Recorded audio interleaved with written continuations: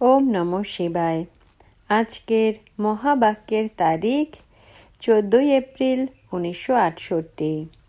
মিষ্টি বাচ্চারা, যখন কাউকে বোঝাও তো এমন মনে করো যে আমরা ভাইদের বোঝাই। দৃষ্টি যেন এমন থাকে, এতেই বড় ভারী পরিশ্রম রয়েছে। পরিশ্রম দ্বারাই উচ্চ পদ মেলে। বাবাও এমনই দেখেন। বাবার নজর ভ্রুকুটির মাঝখানেই যায়। তোমরাও বাবাকে ভ্রুকুটির মাঝেই দেখবে। ওম নমঃ শিবায়। মিষ্টি মিষ্টি বাচ্চাদের বোঝানো হয়েছে এ হলো মৃত্যু লোক। এর তুলনায় অমর লোকও রয়েছে। ভক্তি মার্গে গায়ন করা হয়। পার্বতীকে অমর কথা শুনিয়েছিল। এখন অমর লোকে তো তোমরা যেয়ে থাকো। শঙ্কর তো কথা শোনায় না। কথা শোনান জ্ঞানের সাগর এক বাবা। শঙ্কর কোনো জ্ঞানের সাগর নয় যে কথা শোনাবে। আর কথা কোনো একজনকে তো শোনানো হয় না। এমন টপিকসের ওপরে তোমরা বাচ্চাদের বোঝানো উচিত। কালের ওপরে কি করে জিত প্রাপ্ত করা হয়, এই যে নলেজ অমরও বানায়, এতে আয়ুও বড় হয়। সেখানে কাল হয়ই না। এখানে তোমরা 5 বিকার অথবা রাবণের ওপরে জিত প্রাপ্ত করে রামরাজ্য অথবা অমর লোকের মালিক হও। মৃত্যু লোক হলো রাবণ রাজ্য, অমর লোকে হয় রামরাজ্য। দেবতাদের কাল খায় না। এই টপিকসও তো কোনো কম নয়। মানুষ কালের ওপরে বিজয় কি করে প্রাপ্ত করতে পারে, হলো তো গীতা অথবা জ্ঞানের কথা। ভারত অমর লোক ছিল, কত বড় আয়ু ছিল। সর্পের উদাহরণও সত্য যুগের জন্যই রয়েছে। একটা খোলস ছেড়ে দ্বিতীয় নেয়। একে বলা হয় অসীম জগতের বৈরাগ্য। তোমরা জানো এই সমস্ত সৃষ্টি তো বিনাশ হতেই হবে। এই পুরনো শরীরও ছাড়তে হয়। এ হলো 84 জন্মের পুরনো শরীর। অমর লোকে তো এমন হয় না। সেখানে আবার মনে করবে এখন শরীর বড় হয়েছে, শতপ্রধান থেকে তমপ্রধান হয়ে গেছে, আবার সাক্ষাৎকার হয়। সর্পদেরও নতুন খোলসের সাক্ষাৎকার হবে নিশ্চয়ই। বোধগম্যতাকে সাক্ষাৎকার বলা হয়। আমাদের এখন নতুন শরীর তৈরি হয়েছে, পুরনোকে ছাড়তে হবে। সেখানেও এমনই হয়। তাকে বলাই হয় অমর লোক, যেখানে কাল খায় না। নিজের থেকেই সময় অনুযায়ী শরীর ছেড়ে দেয়। কচ্ছপের উদাহরণ এখানকারই। কর্ম করে আবার অন্তর্মুখী হয়ে যেতে হবে। এই সময়ের উদাহরণকেও ভক্তি মার্গে কপি করে, কিন্তু শুধুমাত্র বলা মাত্র, বোঝে না কিছুই। এখন তোমরা তো বুঝে থাকো। রাখি উৎসব, দশেরা, দীপমালা, হোলি আদি সব এই সময়েরই। আবার যা ভক্তি মার্গে চলে আসে, এই কথা সত্য যুগে হয় না। তো এই টপিকও ভালো। মানুষ কালের ওপরে জিত কি করে প্রাপ্ত করতে পারে, মৃত্যু লোক থেকে অমর লোকে কি করে যেতে পারে, এমন এমন কথা বোঝানোর জন্য লেখা উচিত। যেমন নাটকের জন্য লেখে না, আজ অমুক নাটক। তোমাদেরও পয়েন্টস সেন্টারে নোট রাখা উচিত। পয়েন্টসের লিস্ট হোক। আজ এই পয়েন্টসের ওপরে বোঝানো হবে। রাবণ রাজ্য থেকে দৈবী রামরাজ্যে কি করে যেতে পারো, এও টপিক। বোঝাতে তো হবে একটাই জিনিস, কিন্তু টপিক শুনলে খুশি হবে যে গিয়ে শুনি।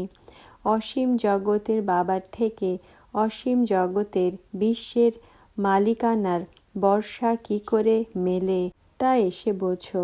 যেমন সন্ন্যাসীদেরও খবরের কাগজে পড়তে হয় না, আজ 25তম যজ্ঞ রচনা করেছে, তাতে আজ এটা শোনাবে। এখানে তো এমন কথা নয়।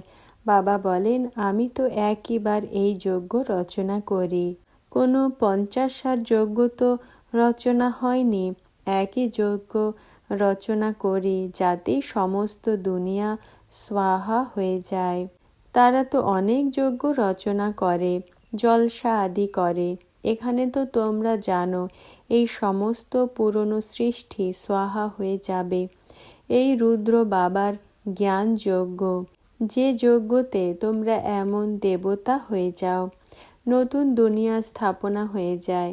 এ হলো মনুষ্যের পুরনো দুনিয়া। নতুন দুনিয়াতে শুধুমাত্র এই দেবী দেবতাদেরই রাজ্য হয়। এও বাবাই তোমাদের বোঝান। রচয়িতা বাবা নিজের আর রচনার আদি মধ্য অন্তের জ্ঞান দিয়ে থাকেন, রাজযোগ শেখান। সত্যযুগে হলই পবিত্র দেবী দেবতারা রাজ্য করে। একে বলা হয় আদি সনাতন দেবী দেবতা ধর্ম। এও টপিকস রাখতে পারো, আদি সনাতন সত্যযুগী দেবী দেবতা ধর্মের স্থাপনা কি করে হচ্ছে এসে বোঝো। বিশ্বের শান্তি কি করে স্থাপনা হয় এসে বোঝো। পরমপিতা পরমাত্মা ছাড়া বিশ্বের শান্তি স্থাপনা করার রায় কেউ দিতে পারে না। যে রায় দিয়ে থাকে তার মেডেলস প্রাইজ মেলে। বিশ্বের শান্তি স্থাপনা করার প্রাইজ কি করে আর কে দিয়ে থাকে এও হলো টপিক। এমন বিচার সাগর মন্থন করে বের করা উচিত। এমন প্রবন্ধ রচনা করো যে সব জায়গায় একই টপিক হবে, তো সবার কানেকশন থাকবে। এমন লিস্ট বানিয়ে প্রথমেই ইশারা দিয়ে দেওয়া উচিত। এরপর সেই সমাচার দিল্লিতে আসা উচিত। সবাই জানতে পেরে যাবে যে সব জায়গায় এমন ভাষণ চলেছে। একেই ইউনিটি বলা হবে। সমস্ত দুনিয়াতে হলো ডিসইউনিটি। রাম রাজ্যের তো গায়ন রয়েছে না, বাঘে আর ছাগলে একই সাথে জল পান করত। ত্রেতাতেও এমনই হয়, তো সত্যযুগে কি না হবে। বাকি শাস্ত্রতে তো অনেক কথা লিখে দিয়েছে। ভক্তি মার্গে হলোই সব কথা। তোমরা তো বাবার থেকে একই কথা শোনো। দুনিয়াতে তো মনুষ্য অনেক অনেক কথা শোনাতে থাকে। দাপর থেকে নিয়ে যে সব শাস্ত্র আদি চলে, সত্যযুগে তা হয় না। ভক্তি মার্গে সব কথা পূর্ণ হয়, সেখানে এসব কিছু হয় না। বাবা বলেন এখন সে সব কথা ছেড়ে দাও। ভক্তিমার্গ এখন পূর্ণ হয়েছে, তার নামও নিও না। Hear no evil, talk no evil. কাউকে দেখারও দরকার নেই। যা কিছু দেখো সবই হলো ইভিল। ভারত রাজ্যে সব বাদরই বাদর। এসব দেখেও দেখো না, শুনেও শোনো না। এখন বাবা যা বোঝান তাই বুদ্ধিতে রাখো। আমরা সঙ্গম যুগী ব্রাহ্মণ হলাম কত উচ্চ। এই সময় আমরা ঈশ্বরীয় সন্তান, দেবতাদের থেকেও হলাম উচ্চ। ধীরে ধীরে বৃদ্ধি প্রাপ্ত করতে থাকবে। এত সহজ কথাও কারো বুদ্ধিতে আসে না। আমরা ঈশ্বরীয় সন্তান, তো স্বর্গের মালিক অবশ্যই হওয়া উচিত, কারণ বাবা স্বর্গের স্থাপনা করেন। তো আমরা স্বর্গে কেন যাব না? কোটি কোটি বছর বলে দেওয়ার কারণে কোনো কথা স্মরণও থাকে না। বাবা এসে স্মরণ করান 5000 বছরের কথা। তোমরা দেবী দেবতা ছিলে, এখন আবার তোমাদের সেটাই হতে হবে। সম্মুখে শুনলে কত খুশি, রিফ্রেশমেন্ট হয়ে যায়। ভক্তি মার্গে তো অনেক মিথ্যে গল্প শোনায়, হলো সবই মিথ্যা। গায়নও রয়েছে মিথ্যা মায়া। 5 তত্ত্ব হলো মিথ্যা। সবই শ্যামলা তম প্রধান হয়ে গেছে। বাচ্চারা যারা বুদ্ধিমান বুঝতার রয়েছে, তাদের বুদ্ধিতে আসে যে বাবার থেকে বর্ষা তো নিশ্চয়ই মেলা উচিত। বাবা নতুন দুনিয়া রচনা করেন, তাহলে আমাদের তো সেই দুনিয়াতে হওয়া উচিত। বাবার তো হলো সবই বাচ্চা। সবার ধর্ম, থাকার স্থান, আসা যাওয়া ভিন্ন ভিন্ন প্রকারের হয়। কি করে গিয়ে মূল বতনে নিবাস করে সেসব বুদ্ধিতে রয়েছে।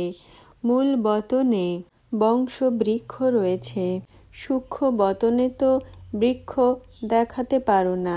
সেখানে যা কিছু দেখানো হয় এই সব হলো সাক্ষাৎকারের কথা। এও ড্রামাতে নিহিত রয়েছে। তোমরা সূক্ষ্ম বদনে থাকো, সেখানে মুভি চলে। মাঝে মুভিরও ড্রামা বানানো হয়েছিল, এরপর টকি হয়েছে। সাইলেন্সের তো ড্রামা বানাতে পারে না। বাচ্চারা জানে আমরা সাইলেন্সে কি করে থাকি। সেখানে যেখানে আত্মাদের বংশবৃক্ষ রয়েছে, তেমনি এখানে মানুষেরও রয়েছে। তো এমন এমন পয়েন্টস বুদ্ধিতে রেখে তোমরা বোঝাতে পারো। তবুও পড়াতে কত টাইম লাগে। যদিও বুঝে যায়, কিন্তু স্মরণের যাত্রা কোথায় যে ধারণ হবে আর খুশিও হবে। তোমরা এখন যথার্থ রীতি যোগ শিখছ। বাচ্চাদের বোঝানো হয়েছে, ভাই ভাই দেখো, আত্মার সিংহাসন তো হলো এটা। এই জন্য ভাগীরথ বাবার সিংহাসনও অনেক প্রসিদ্ধ। যখন কাউকে বোঝাও তো এমন মনে করো যে আমরা ভাইদের বোঝাই। দৃষ্টি যেন এমন থাকে, এতেই বড় ভারী পরিশ্রম রয়েছে। পরিশ্রমের দ্বারাই উচ্চ পদ মেলে। বাবাও এমনই দেখবেন। বাবার নজর ভ্রুকুটির মাঝেই যাবে। আত্মা তো ছোট বিন্দু, শুনেও থাকে আত্মা। তোমরা বাবাকে ভ্রুকুটির মাঝেই দেখবে। বাবাও এখানে রয়েছেন তো। ভাই অর্থাৎ সাকারের আত্মাও এখানে রয়েছে। এই ভাইয়ের রথ বাবা নিয়েছেন। এমন বুদ্ধি থাকলে তোমরাও যেন জ্ঞানের সাগরের সন্তান, জ্ঞানের সাগর হয়ে যাও। তোমাদের জন্য তো হলো সহজ। গৃহস্থ ব্যবহারে যারা থাকে তাদের জন্য এই অবস্থা একটু মুশকিল। এখান থেকে শুনে ঘরে চলে যায়, সেখানকার পরিবেশই অন্য হয়। যদিও হলো সহজ যুক্তি, অনেক সহজ বলা হয়, নিজেকে আত্মা মনে করে বাবাকে স্মরণ করো। এও হলো পড়াশুনো। এই দৃষ্টিতে দেখো তো নাম রূপ নেই। তখন সব কথা থেকে সরে যাবে, কর্মবন্ধন থেকে অতীত হয়ে যাবে। শরীরও ভুলে যেতে হবে, শুধুমাত্র বাবাই স্মরণে থাকবে। এতে পরিশ্রম করতে থাকবে, তখনই পাস উইথ অনার হবে। এতেই অনেক পরিশ্রম রয়েছে। ভাই ভাই পাক্কা মনে করতে হবে। এমন অবস্থাতে খুব কমই কেউ থাকে। বিশ্বের মালিকও তারাই হয়। 8 রত্নের মালা রয়েছে না, তো পুরুষার্থ করতে হবে। উচ্চ পদ যারা পেয়ে থাকে তারা যেভাবেই হোক পুরুষার্থ অবশ্যই করতে থাকবে। এতে অন্য কোনো কথাই বের হয় না। ভাই ভাইয়ের স্নেহ সম্বন্ধ হয়ে যায়, সেই দৃষ্টি হয়ে যায়। এতে অনেক পরিশ্রম রয়েছে। এই জন্য বাবা বলেন, অনেক গভীর কথা শোনায়। এতে অভ্যাস করা হলো পরিশ্রমের কাজ।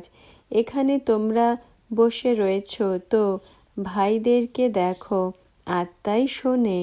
যারা শোনে তাদের তোমরা দেখো। মানুষ তো বলে দেয় আত্মা হলো নির্লেপ, বাকি কি শরীর শোনে কি? এ তো রং হয়ে গেল। এ হলো অনেক গভীর, বড় ডিফিকাল্ট কথা। পুরুষার্থ করে দেখো, এমন তাই না? পরিশ্রম তো করতেই হয়। যে কল্প পূর্বে হয়েছিল সে পরিশ্রম অবশ্যই করবে। নিজের অনুভবও শোনাবে।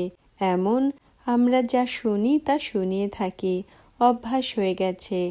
আত্মা ছাড়া শরীরকে বুদ্ধিতে আনা উচিত নয়।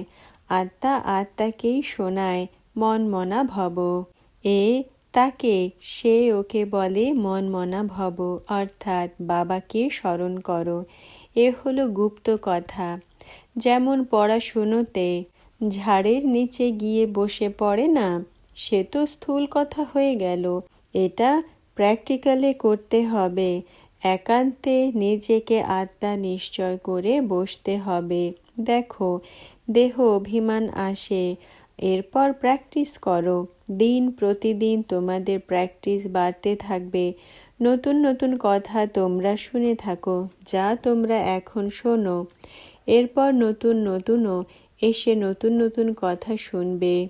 কেউ বলে যে আমরা দেরি করে এসেছি। আরে, তোমরা তো আরোই ফার্স্ট ক্লাস।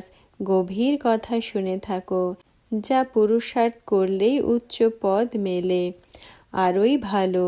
মায়া তো শেষ পর্যন্ত ছাড়ে না। মায়ার লড়াই চলতেই থাকবে যতক্ষণ তোমরা জিত প্রাপ্ত করবে। এরপর অনায়াসেই চলে যাবে। যে যতটা স্মরণ করবে, মনে করবে আমরা যাই বাবার কাছে, শরীর ছাড়ি।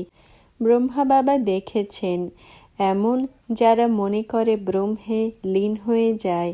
কারো কারো শরীর ছাড়ার পরে নীরবতা ছড়িয়ে পড়ে।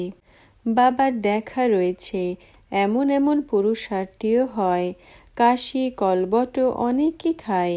ভক্তি মার্গে যে যে ভাবনাতে থাকবে এমন পুরুষার্থ করতে থাকবে। বাকি মুক্তি তো কেউ পায় না, না ফেরতই যেতে পারে।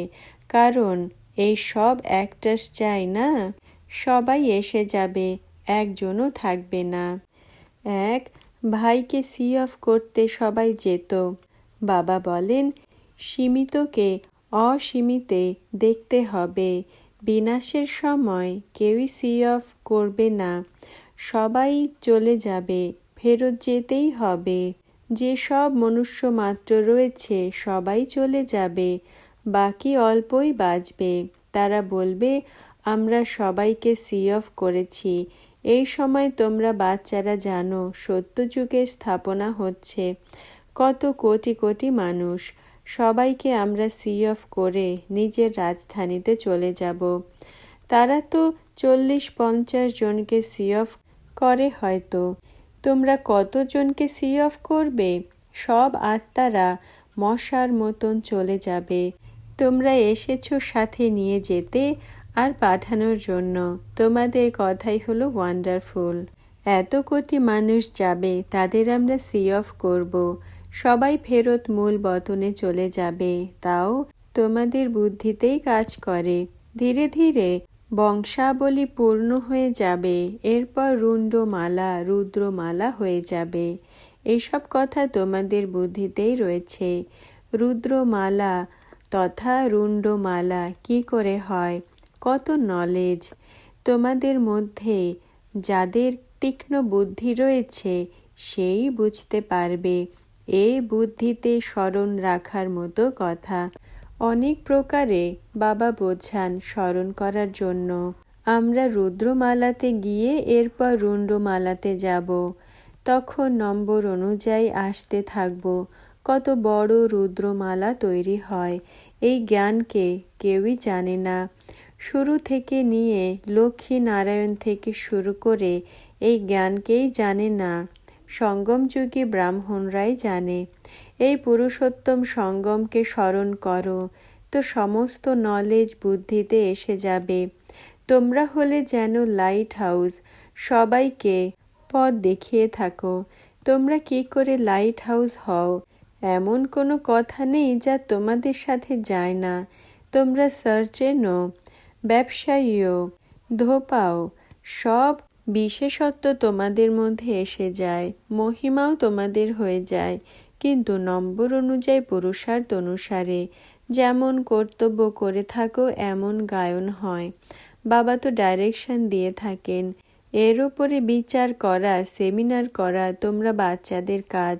আচ্ছা, অনেক শুনিয়ে কি লাভ? বাবা বলেন মনমনা ভব। আচ্ছা, মিষ্টি মিষ্টি আত্মিক হারানিধি বাচ্চাদের আত্মিক বাপদাদার স্মরণ স্নেহ গুড মর্নিং। আত্মিক বাচ্চাদের আত্মিক বাবার নমস্কার। আজকের বরদান পুরুষোত্তম ভব। ব্যাখ্যা: পুরুষোত্তম অর্থাৎ প্রত্যেক সংকল্প আর প্রত্যেক কদম উত্তম অর্থাৎ শ্রেষ্ঠ হবে। সাধারণ না হয়, লৌকিক না হয় আর ব্যর্থ না হয়। তো চেক করো এমন কতদূর পর্যন্ত হয়েছ। বাপ দাদা দেখেছেন এখনো পর্যন্ত বিশেষ দুটো শক্তির অনেক আবশ্যকতা রয়েছে। এক, নিজেকে পরখ করার শক্তি, আর দ্বিতীয় হলো নিজেকে পরিবর্তন করার শক্তি। এখন এই শক্তিদের নিজের প্রতি লাগাও, তখনই সমাপ্তি হবে। ওম নমঃ শিবায়।